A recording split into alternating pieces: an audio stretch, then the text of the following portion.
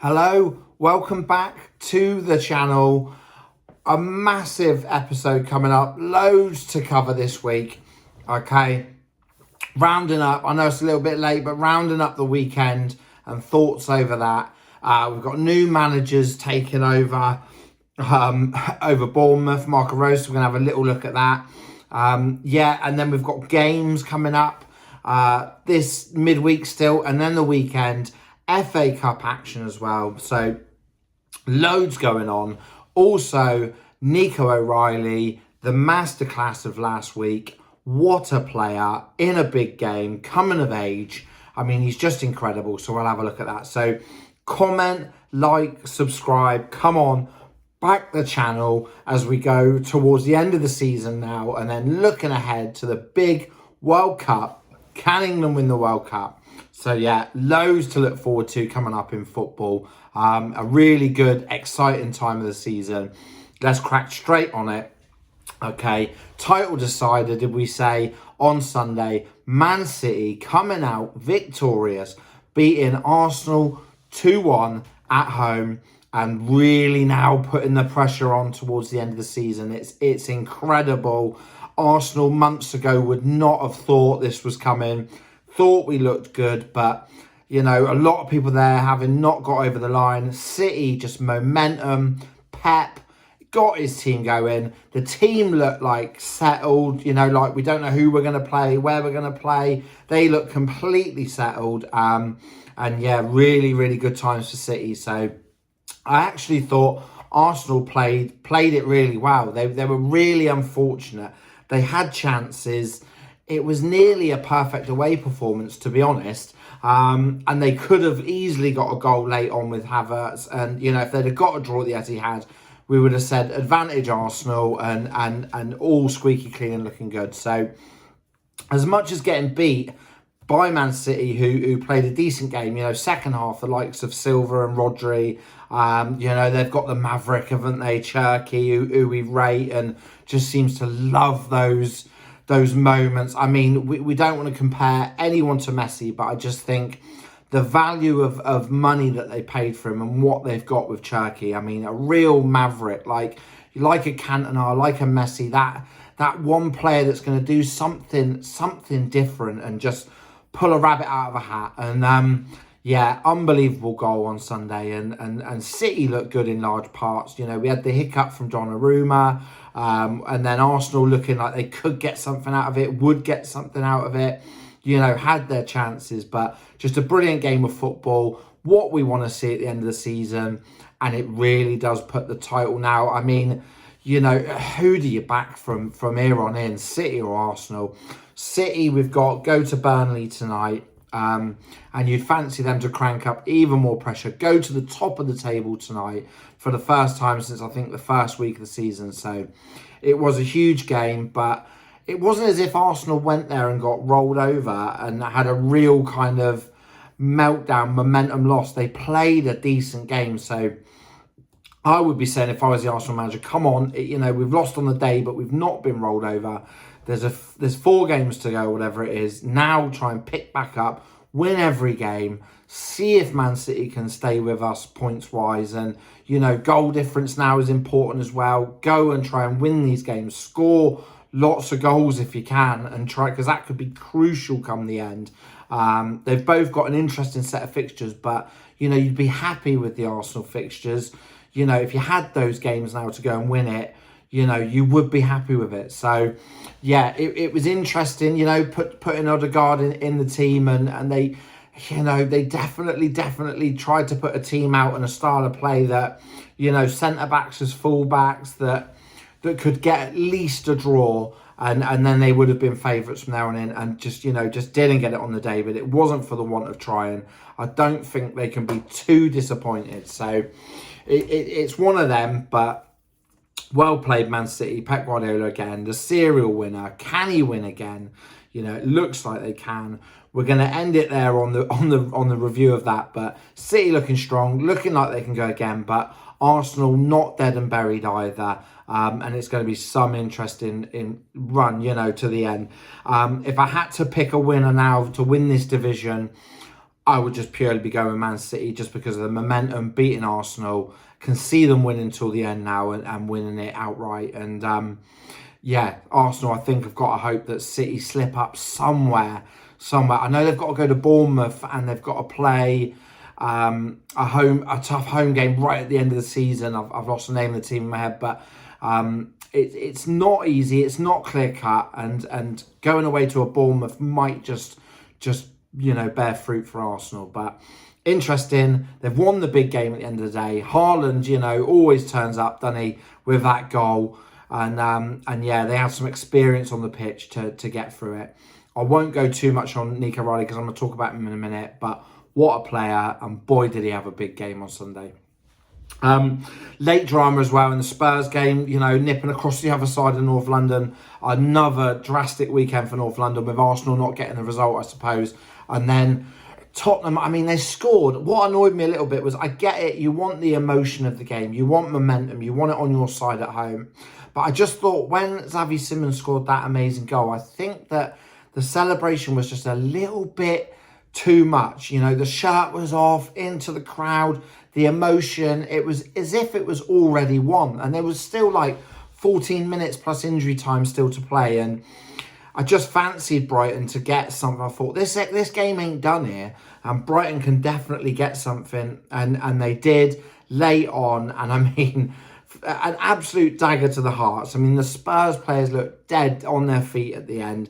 Gutted, and as well as you would be, but it keeps going. They've got to keep their heads up. They've got to try and search for these wins because West Ham are picking up points. Forest again winning 4-1 with an unbelievable second half display at home to Burnley. So Leeds looking good and safe. So it really is coming down to the wire, but it looks a shootout from here on in. I think Forest will get over the line. I think it's going to be between West Ham and Spurs, and can both teams pick up crucial points going in? It's what we love to see.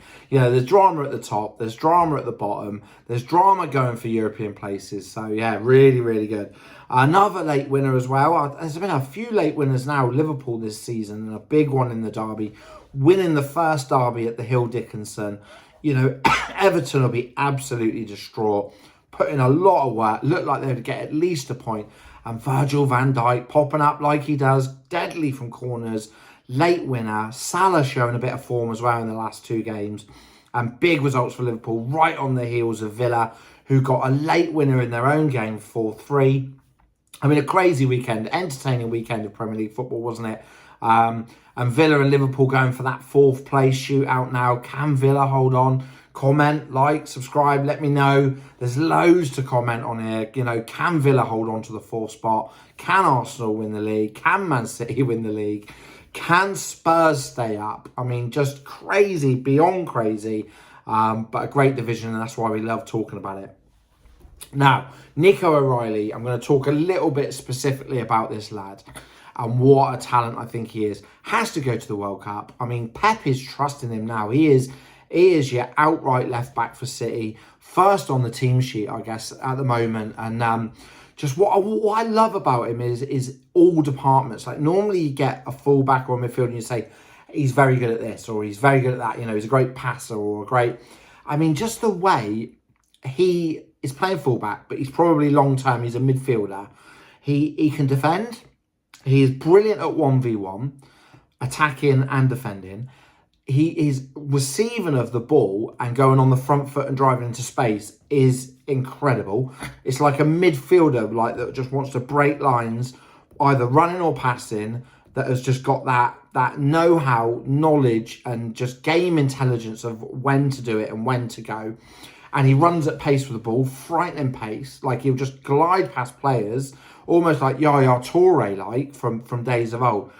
And he almost could play up front. He almost could be a backup centre forward to Haaland. He's that good. And he has this knack of arriving, in the danger area, penalty spot, 6-yard box. He's good in the air, defensively, attackingly.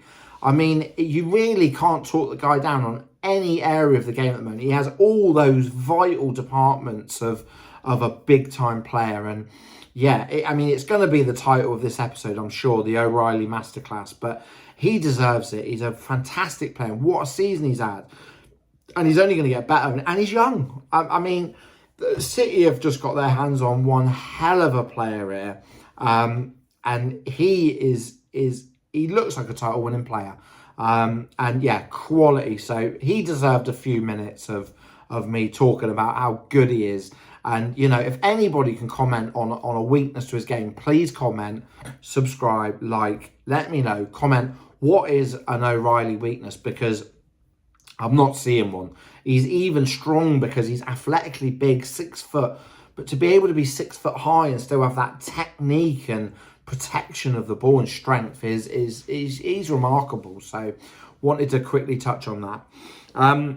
Marco Rose as well. We've had Marco Rose take over at Bournemouth. I mean, literally, like when I started the episode, just it's all going on. This guy is a really shrewd appointment, I think, and perfect. If you're a Bournemouth fan, you'd be absolutely delighted with this.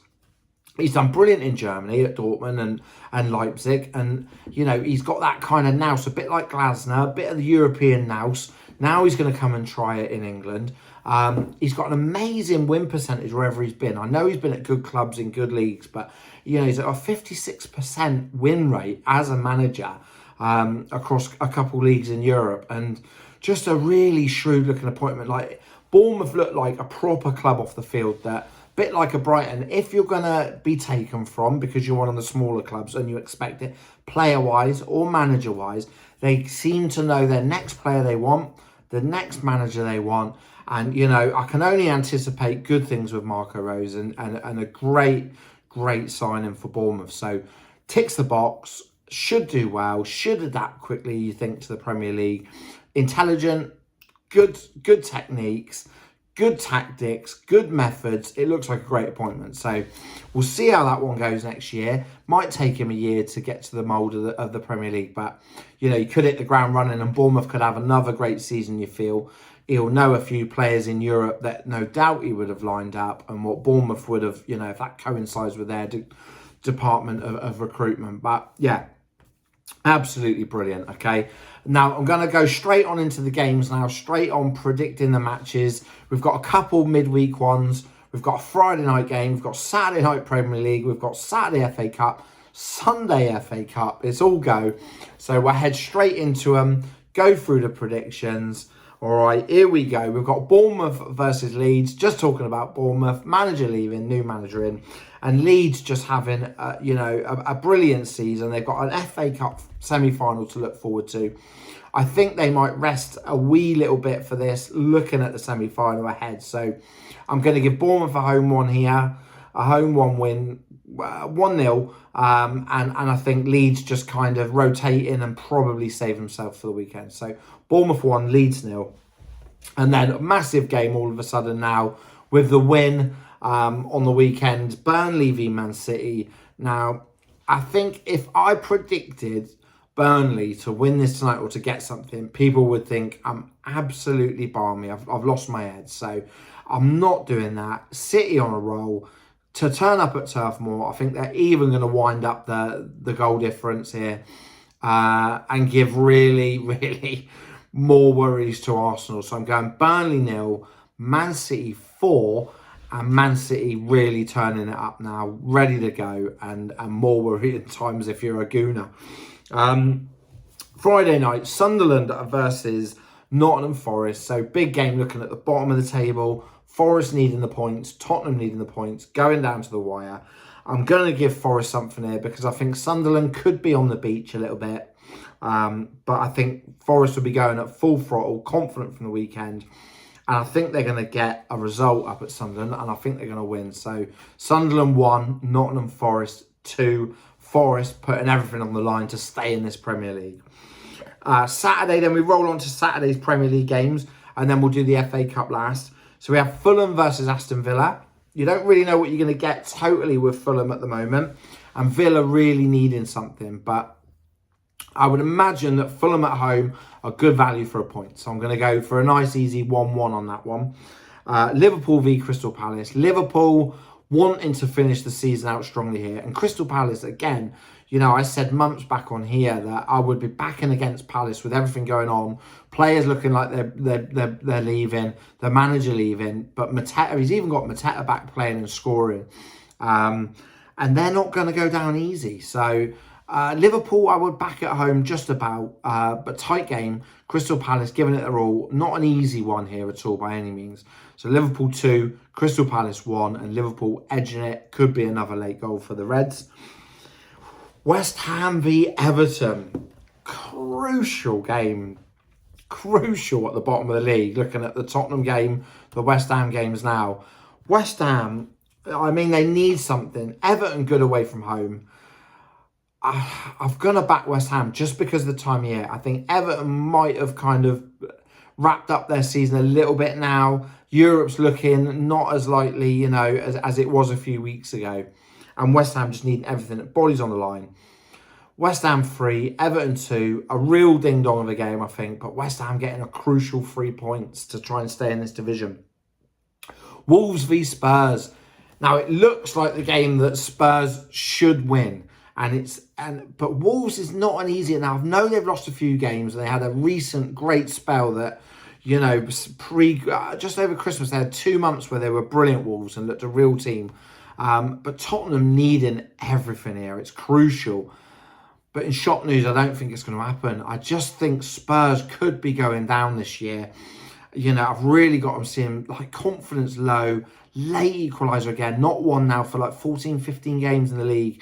You think it's going to happen Saturday, and then that late blow, they were dead on their feet. And I just think going to Wolves, the pressure mounts up. And I think Wolves are good enough for a draw here. So I'm going to go Wolves 2, Spurs 2, and Spurs, again, not getting the big 3 points that they want yet. Arsenal v Newcastle, well, it's a must-win. It's a must-win now. Arsenal cannot afford to slip up again. They've lost at City. City could win at Burnley tonight. They could go into the game being second in the league. City not playing, though, with being in the FA Cup. So a real good time for Arsenal to beat Newcastle at home. I believe Arsenal over the years, I'm talking the past 15 years, they've got an unbelievable record at home to Newcastle. And it could look straightforward there historically, but the pressure is going to be more. It is going to be tight. I do think that Arsenal do get this, though. Nothing pretty, nothing amazing. But I give them a good value for a couple of goals and a clean sheet and a big win to take this title to another week, right to the end. Arsenal 2, Newcastle 0. And then FA Cup action, unbelievable. Looked at making my notes this morning on the episode and thought, FA Cup this weekend, brilliant. Looking forward to watching that. Love it. I don't like that it's at Wembley. I think it should be still at your Aston Villa or, all those neutral grounds back in the day. And the reward for the FA Cup final should just be Wembley as the reward. So I'm not a massive fan of the Wembley thing at all. It does put a little bit of a difference that, teams can turn up at Wembley and go missing. Teams can just turn up and just be totally their day. Bit like Crystal Palace last season. Unbelievable when they turned up at Wembley. The other team's kind of freezing at Wembley. So it can have an effect and it can just be your day at Wembley. It's the worst place. I know as a fan going to watch games at Wembley, it's the worst place to go and lose. Nothing feels quite as bad as going to Wembley and being on the wrong side of the defeat. So on Saturday, we have Man City v Southampton. Obviously, City big favourites there. But Southampton knocked Arsenal out, in the last round. Could it be their day at Wembley? And then we have Chelsea versus Leeds on Sunday. And Chelsea not in a good spot. So let's go Man City, Southampton first. Man City, I think, will be too strong. Know how at Wembley. I mean, I love the romance of the FA Cup and Southampton having a great day at Wembley and all that. Wouldn't love to see anything more than that. I just don't think that they can be on City's level at Wembley on the day. Pep, the serial winner, now all of a sudden it looks like he could have a League Cup, an FA Cup, and a Premier League again, and another treble. I mean, it's just lunacy. But I think they'll safely get through here. So I do give Southampton a goal though on the day, maybe a consolation. But City 3, Southampton 1, and City rolling through these games this week in fine form. And then Chelsea versus Leeds. This is the one I'm backing. I backed them in the last round, Leeds, and I was delighted that I did, because I just had a feeling they'd go through. And I know West Ham got late goals, but it was great to see Leeds still getting through via penalties. And I do fancy Leeds. This is Leeds' year to get to a final at Wembley. I think Chelsea are not at the races at the moment. It's not quite happening. The doubters are all over Liam Rossini, and they're not in a good spot. You know, terrible defeat at Brighton last night, and convincing. And almost looks like he's lost the players this early in the process, like they're starting to doubt it. And I just think Leeds are playing well at the moment. I've watched them in spells in games and retaining the ball well, looking at an attacking threat. Is it Okafor up front? Looks decent. Calvert-Lewin's a handful. I think they'll rest players tonight, ready to go for this. And I think they're going to beat Chelsea at Wembley. So that is my big prediction this week. Don't hold me to it, because it might not happen, of course. But Chelsea 1, Leeds 2. Leeds and their fans, brilliant fans, go into Wembley on Saturday, and then Wembley for an FA Cup final showdown at the end of the season. All right, that's this week's done. Hope you enjoyed it. Gone through a lot of material there. Tried to round up so much there quickly and not go extensively too much on everything. But if you're going to a game or a big game on the weekend or tonight or whatever, enjoy, stay safe, all right? Keep following the channel, like, comment and subscribe. Come on, football is life.